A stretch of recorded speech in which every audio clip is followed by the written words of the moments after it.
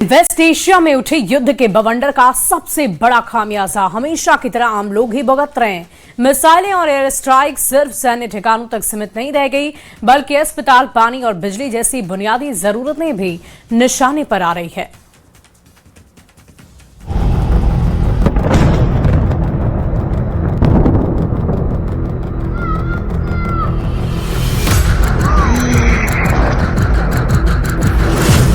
जंग के शोलों के बीच तबाह होती जिंदगी,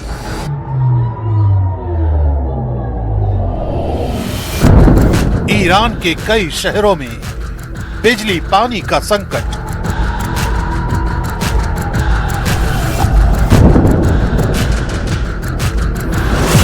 बुनियादी ढांचे पर प्रहार, ईरान में हाहाकार। अमेरिका और इजराइल ने जिस युद्ध की आग को भड़काया है, उसने एक बार फिर साबित कर दिया कि युद्ध का असली बोझ आम लोगों पर ही पड़ता है।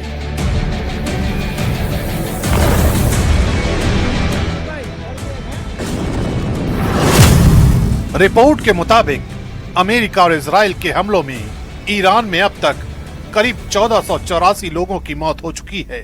करीब 1300 से ज्यादा हमलों ने कई शहरों को हिलाकर रख दिया है।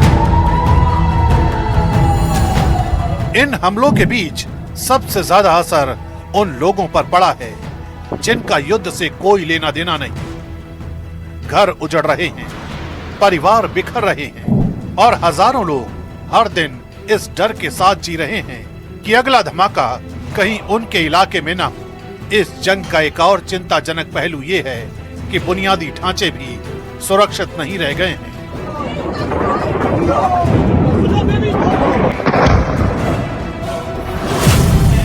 इन हमलों में ईरान के कम से कम 14 मेडिकल सेंटर भी निशाने पर आए हैं।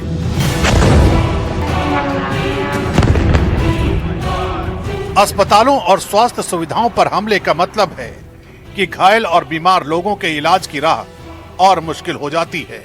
युद्ध के दौरान मेडिकल सिस्टम पहले ही दबाव में होता है और ऐसे में अस्पतालों का नुकसान हजारों जिंदगियों को खतरे में डाल देता है।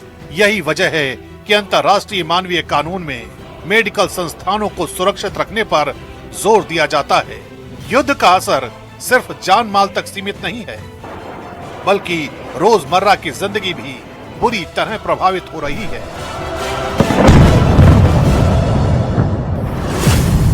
कई इलाकों में पानी और बिजली की सप्लाई ठप होने की खबरें सामने आ रही हैं। ईरान के विदेश मंत्री सैयद अब्बास अरागची ने इसी कड़ी में अमेरिका पर बड़ा आरोप लगाया है। उन्होंने दावा किया है कि अमेरिका ने केशम द्वीप के वाटर प्लांट पर हमला किया है, जिससे 30 गांवों की पानी की सप्लाई ठप हो गई है। उन्होंने इसके गंभीर नतीजे भुगतने की चेतावनी भी दी है।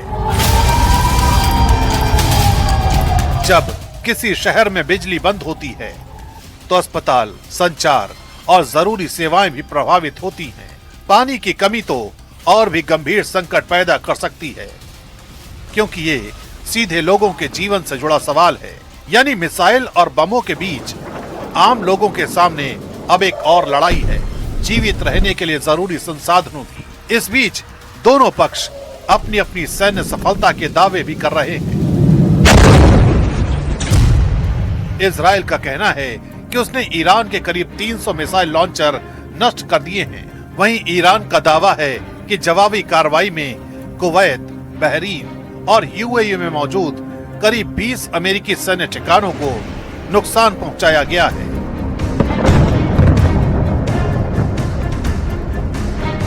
लेकिन इन दावों और जवाबी दावों के बीच सबसे बड़ी सच्चाई यही है कि युद्ध का असर आम लोगों की जिंदगी पर पड़ रहा है और हर नई एयर स्ट्राइक के साथ हजारों परिवारों की चिंता और भी गहरी होती जा रही है।